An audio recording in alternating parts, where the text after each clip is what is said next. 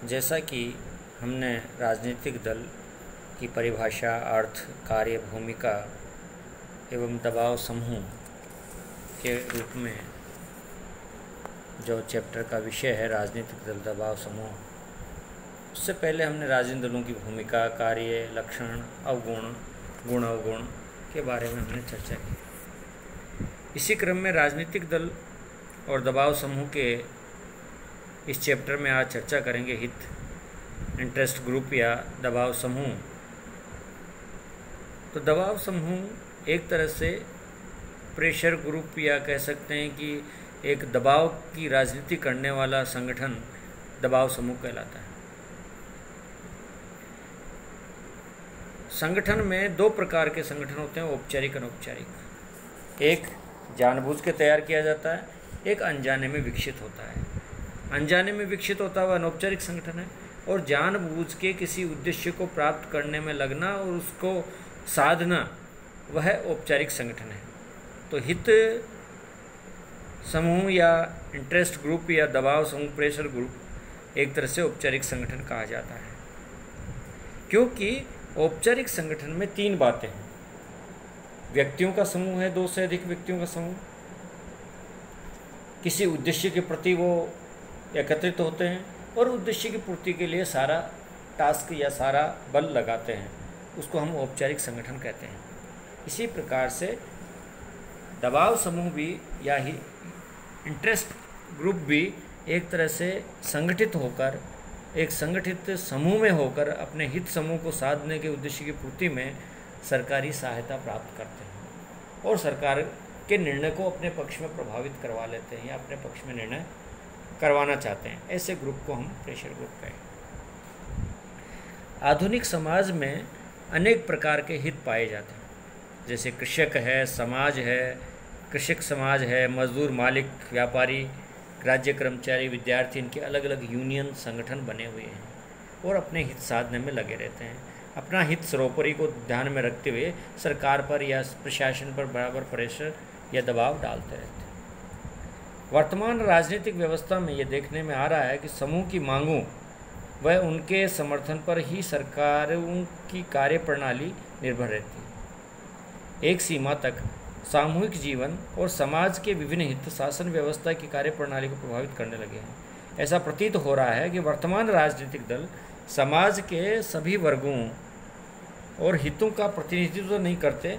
ऐसी स्थिति में समाज के विभिन्न हित या जब संगठित स्वरूप लेते हैं तो उन्हें हित समूह, इंटरेस्ट ग्रुप कहा जाता है, जैसे छात्र संघ है, किसान संघ है, शिक्षक संघ है, मजदूर संघ है, इंटक एटक है, बीएमएस है, व्यापारी हैं, व्यवसायी हैं, चैम्बर ऑफ कॉमर्स है एंड इंडस्ट्रीज़ है। इस तरह के जो समूह हैं वह कहीं न कहीं सरकार को या राजनीतिक दलों को या व्यवस्थापिका को अपने पक्ष में निर्णय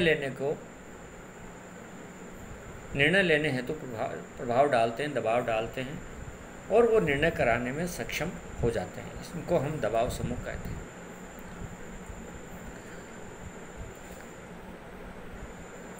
समाज में पाए जाने वाले विभिन्न हित समूह का उद्देश्य अपने सदस्यों को सामाजिक, आर्थिक, व्यावसायिक उत्थान करना होता है। ये सर्वविदित है कि समाज में अनेक हित पाए जाते हैं। ये हित यदि संगठित स्वरूप ले लें तो हित समूह की संख्या एकाधिक हो जा सकती है। सरलतम शब्दों में यह कहा जा सकता है, जब ये संगठित हित समूह अपने उद्देश्यों की पूर्ति के लिए सरकारी सहायता चाहने लगते हैं और सरकार के निर्णय को अपने पक्ष में कराना चाहते हैं, इस हेतु जब वे सरकार पर दबाव डालते हैं तो ये हित समूह दबाव समूह में बदल जाते हैं। कहने का तात्पर्य है, जब ये संगठित हित समूह अपने उद्देश्यों की पूर्ति के लिए सरकारी सहायता प्राप्त करना चाहते हैं या सरकार के निर्णय को अपने पक्ष में कराना चाहते हैं, इस हेतु जब वे सरकार पर दबाव डालते हैं तो ये हित समूह दबाव समूह में बदल जाते हैं। ऐसा विभिन्न विद्वानों ने अपने अपने तरीके से इनको व्यक्त किया है। आमंड, रोमन, कोकोविज, हिचनर, हम्बोल्ट इत्यादि प्रमुख ये मानते हैं कि दबाव समूह के स्थान पर इन्हें हित समूह कहा जाना चाहिए, इंटरेस्ट ग्रुप कहा जाना चाहिए। जबकि दूसरे विद्वान जीन ब्लोंडेल, रॉबर्ट सिबॉन, माइनर वीनर, एसी फाइनर दबाव समूह या हित समूह को पर्यायवाची अर्थ में प्रयुक्त करते हैं और ये दोनों में कोई अंतर नहीं मानते। इस प्रकार विभिन्न विद्वानों ने इसके बारे में अपनी अलग अलग तरीके से अपने मति से इनको परिभाषित करने का साहस किया है।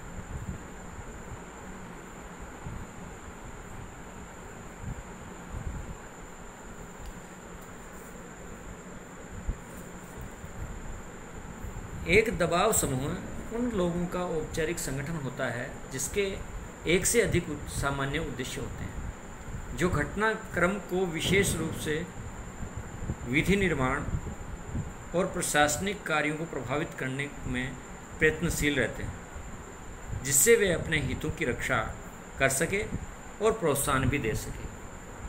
तात्पर्य ये हुआ कि दबाव समूह एक औपचारिक संगठन है जिनके एक से अधिक उद्देश्य भी हो सकते हैं और घटनाक्रम में विशेष रूप से विधि निर्माण और प्रशासनिक कार्यों को प्रभावित करने में प्रयत्नशील रहते हैं सदैव और अपने हितों की रक्षा के लिए और उन्हें प्रोत्साहन भी दे सके, इस हेतु बराबर प्रयास करते रहते हैं।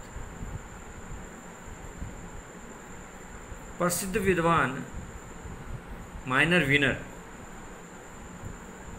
लिखते हैं, हित समूह या दबाव गुटों से हमारा तात्पर्य शासन के ढांचे के बाहर स्वैच्छिक रूप से ऐसे समूह से होता है जो प्रशासनिक अधिकारियों की नामजदगी और नियुक्ति और विधि निर्माण और सार्वजनिक नीतियों के क्रियान्वयन को प्रभावित करने का प्रयासरत रहते हैं। यानी ऐसा समूह को दबाव समूह कहेंगे हम या हित समूह कहेंगे कि जो शासन के ढांचे के बाहर स्वैच्छिक रूप से संगठित ऐसा समूह होता है जो प्रशासनिक अधिकारियों की नामजदगी, नियुक्ति, विधि निर्माण और सार्वजनिक नीतियों के क्रियान्वयन को प्रभावित कर सके। यानी नियुक्ति से लेकर उसकी नीति का क्रियान्वयन, प्रशासनिक अधिकारियों की नियुक्ति से लेकर विधि निर्माण, सार्वजनिक नीतियों के क्रियान्वयन को प्रभावित करने वाला हित समूह दबाव समूह कहलाता है।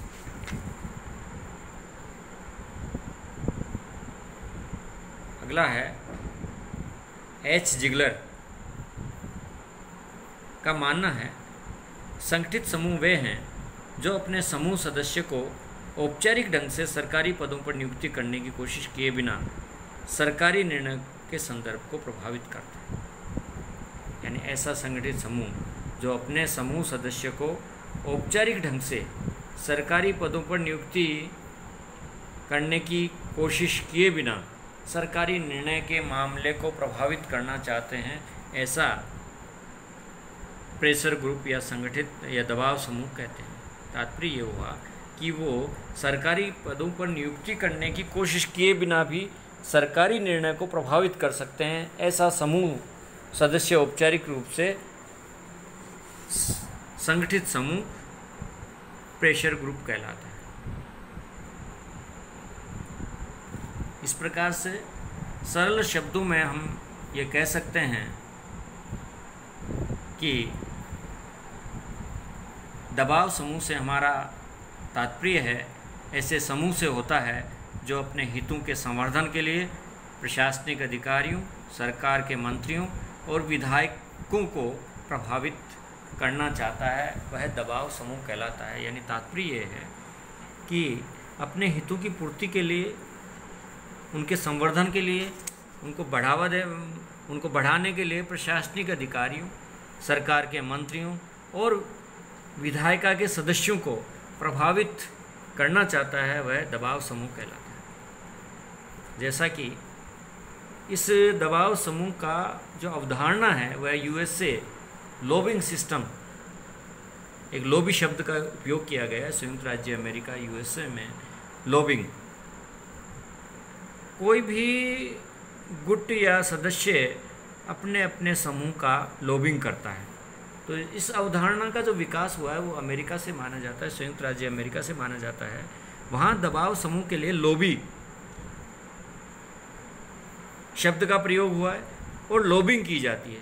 यानी अमेरिका में लॉबी से अभिप्राय ये है कि ऐसे व्यक्तियों के समूह से जो व्यवस्थापिका के सदस्यों को समूह के विशेष हितों के अनुरूप मत देने के लिए प्रभावित करने का अभियान चलाते हैं। अमेरिका में तो इस प्रकार से विभिन्न हित समूह को लोग व्यवस्थापिका में से संलग्न कमरों, बरामदों, दर्शक दीर्घा इत्यादि में बैठकर सरकारी निर्णय को अपने पक्ष में प्रभावित करना चाहते हैं। यानी व्यवस्थापिका में जहाँ व्यवस्थापिका लगती है, व्यवस्थापिका विधायिका जहाँ चलती है, वहाँ उनके कमरों में, बरामदों में, दर्शक दीर्घाओं में उपस्थित होकर उन विधायकों पर, उन विधायक सदस्यों पर यानी संसद सदस्यों पर एक प्रेशर ग्रुप के रूप में अपना पक्ष में अपना कार्य करवाने में सफलता प्राप्त करती है, प्रयास करती है, उसको हम दबाव समूह कहते हैं। यह अवधारणा संयुक्त राज्य अमेरिका की ही मानी जाती है।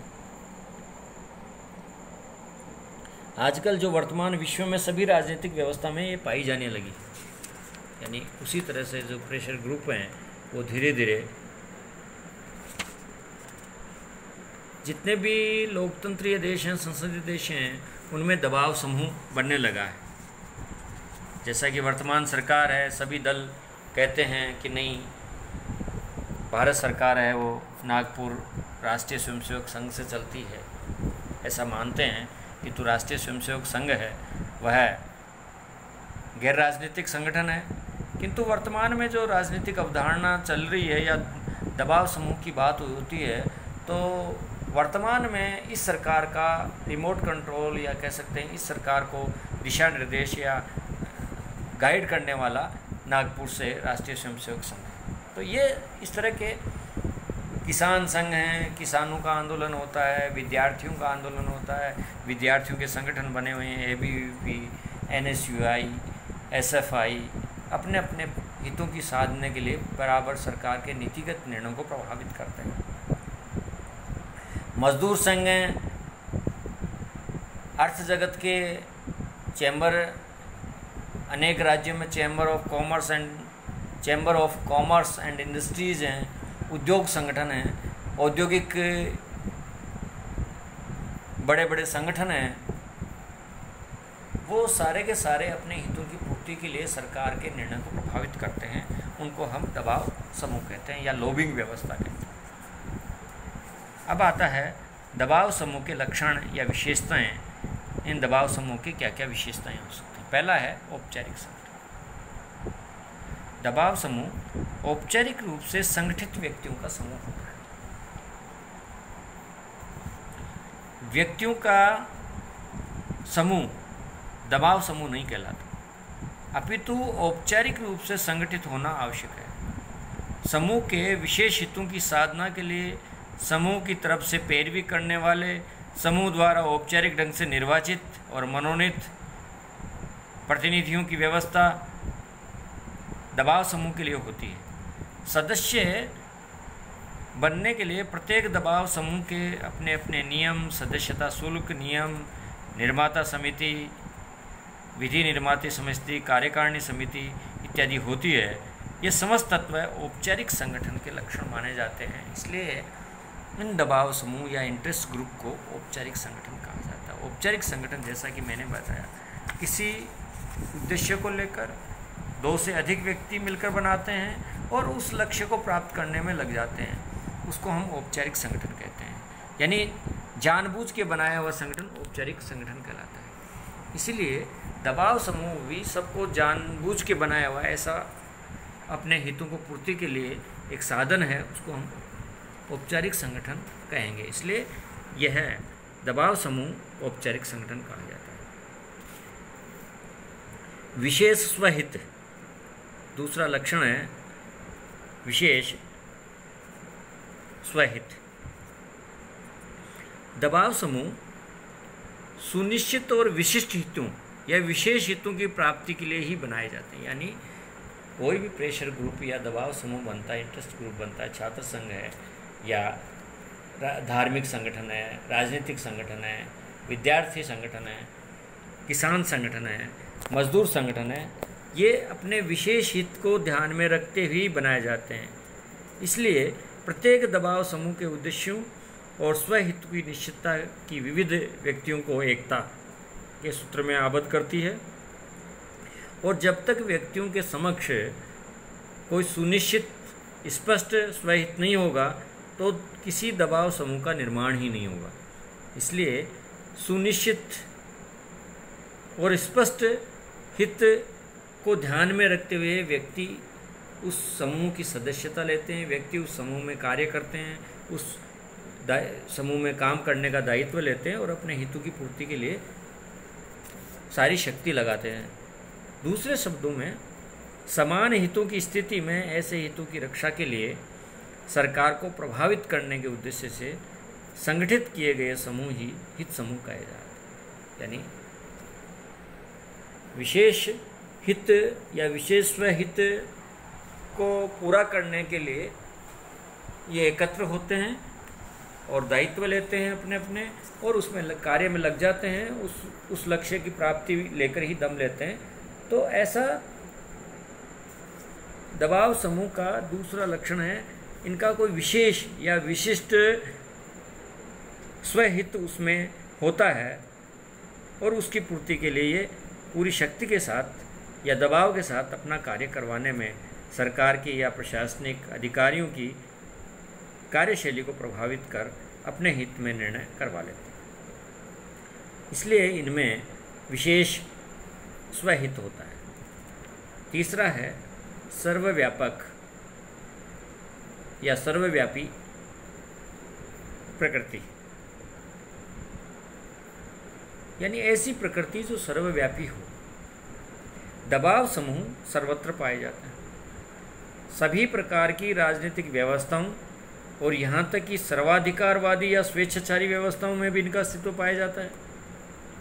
लोकतंत्रीय शासन व्यवस्थाओं में तो दबाव समूह लोकतंत्र के प्राण माने जाते हैं, क्योंकि उनकी लॉबिंग करते हैं, उनका लोकमत निर्माण में सहयोग करते हैं। किसी भी पार्टी का अपना अपना एक निजी संगठन काम करता है, ज़मीन पर काम करता है, जो लोकमत का परिष्कार करता है, लोकमत का निर्माण करता है। इसलिए संसदीय शासन या लोकतंत्रीय शासन व्यवस्था में तो दबाव समूह लोकतंत्र के प्राण माने जाते हैं। आधुनिक राजनीतिक दलों की प्रकृति ये प्रकृति हो गई है कि सामान्यतः चुनाव के समय ही सक्रिय होते हैं, किंतु दो आम चुनावों के बीच अंतराल में ये दबाव समूह जनता व सरकार के बीच निरंतर संपर्क स्थापित करने का दायित्व निभाते हैं। यानी कई बार हम कहते हैं कि उस अधिकारी पर या उस राजनेता पर किसका दबाव चल सकता है या किसके कहने पर वह कार्य कर सकता है। तो इसका मतलब दबाव यानी उस व्यक्ति का उस व्यक्ति पर कोई न कोई दबाव है। इसलिए ये दबाव समूह उनकी प्रकृति है, वह सर्वव्यापी रहती है। इसलिए कहा जाता है कि दबाव समूह जो हैं वह सर्वत्र पाए जाते हैं, यानी सब जगह, चाहे कैसी भी शासन व्यवस्था हो, चाहे वो तानाशाही हो, चाहे वह मोनार्की हो, राजतंत्र हो, चाहे अध्यक्षात्मक हो, चाहे संसदीय हो, उन सब शासन व्यवस्थाओं में कहीं ना कहीं अपने अपने ग्रुप बने हुए हैं, ताकि उनका लोकमत परिष्कार करते हैं, जनमत का निर्माण करते हैं और उनको मत में परिवर्तन करवाते हैं। इस प्रकार से उनकी सर्वव्यापी प्रकृति यानी सब जगह दबाव समूह देखने को मिलते हैं। ऐसे लक्षण सर्वव्यापी प्रकृति का। अगला है स्वैच्छिक सदस्यता, वॉलंटरी मेंबरशिप। यानी तात्पर्य यह है कि दबाव समूह का गठन एक विशेष हित के लिए किया जाता है, उसकी साधना के लिए किया जाता है, विशेष हितों की साधना की पूर्ति के लिए किया जाता है। अतः इसकी सदस्यता वही व्यक्ति प्राप्त करते हैं जिनके हित की पूर्ति इनके द्वारा होने की पूरी संभावना रहती है। अर्थात दबाव समूह की सदस्यता ग्रहण करने के लिए कोई भी संबद्ध व्यक्ति पूर्णतः स्वतंत्र रहता है, उसे मजबूर नहीं किया जा सकता। एक बार सदस्य बनने के पश्चात भी यदि कोई व्यक्ति ये अनुभव करे कि मेरा हित नहीं पूर्ति हो रही, तो वह सदस्यता त्याग सकता है। इसलिए इसकी जो लक्षण है दबाव समूह का वो स्वैच्छिक सदस्यता का है। इसकी जो प्रकृति है, लक्षण है, विशेषताएं हैं, वो स्वैच्छिक प्रकृति के, यानी स्वेच्छा से उसकी सदस्यता वह त्याग सकता है अगर उसका हित पूरा नहीं होता या उसका हित साध नहीं होता, साधता नहीं, या उसका हित में सफलता नहीं मिलती, या उसका हित पूरा नहीं हो पाता। एक व्यक्ति के साथ अनेक दबाव समूह के सदस्यता ग्रहण कर सकता है, क्योंकि समाज में रहते हुए मनुष्य के हित अनेक समुदायों में एक साथ जुड़े रहते हैं। तात्पर्य है कि स्वैच्छिक सदस्यता का कोई व्यक्ति अपने अपने हितों की पूर्ति के लिए अलग अलग संगठनों में काम करता है या सदस्य रखता है, इसलिए इसको स्वैच्छिक सदस्यता कही जाती है। अगला है राजनीतिक कार्य उन्मुख।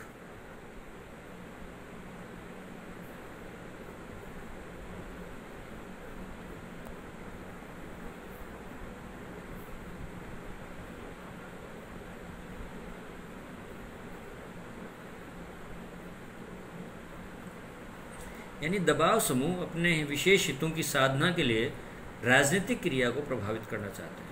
वे पूर्णतः संगठित नहीं होते, न चुनाव के लिए उम्मीदवार खड़े करते। उनका उद्देश्य अपने हित विशेष के लिए सरकारी नीतियों और राजनीतिक ढांचे को प्रभावित करना मात्र होता है। यानी वो अपना कोई उम्मीदवार नहीं खड़ा करते या उनका कोई व्यक्ति वहाँ नीति निर्माण करने वाला नहीं होता, किंतु वह सरकारी नीतियों और राजनीतिक ढांचे को प्रभावित करने का उनका एकमात्र उद्देश्य होता है, ताकि अपने लक्ष्य की पूर्ति या उद्देश्य की पूर्ति में उसको तब्दील कर सकें और अपने मनमाने तरीके से अपने निर्णय करवा सकें। ये राजनीतिक दल का लक्षण होता है। राज्य राजनीतिक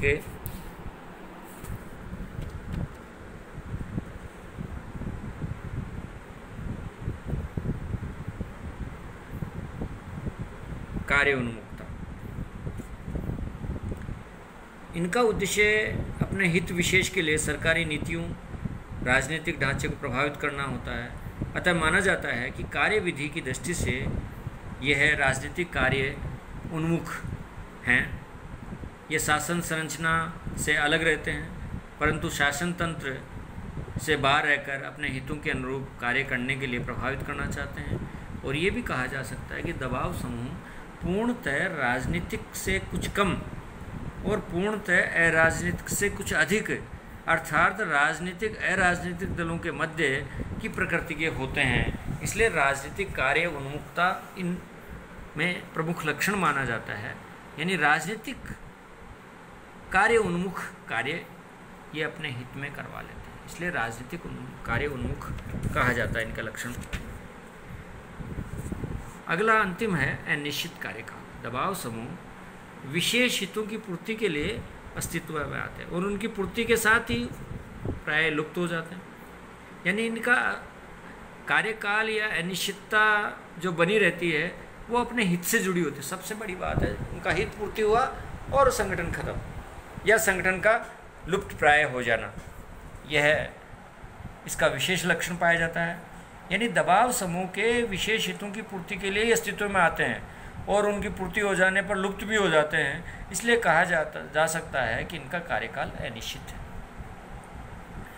किंतु ये बात सभी दबाव समूह पर लागू नहीं की जा सकती। व्यवसायी और व्यापारी उनका संगठन या मजदूरों के संगठन प्राय निरंतर चलते हैं, क्योंकि समाज में इनके हितों का अस्तित्व भी निरंतर बना रहता है। दूसरी बात, ये दबाव समूह एक तरह से लॉबिंग करते हुए राजनेताओं का एक समूह बन जाता है कि ये व्यक्ति मेरी लॉबिंग करेंगे या ये मेरे संगठन के लिए, मेरे राजनीतिक दल के लिए काम करेंगे।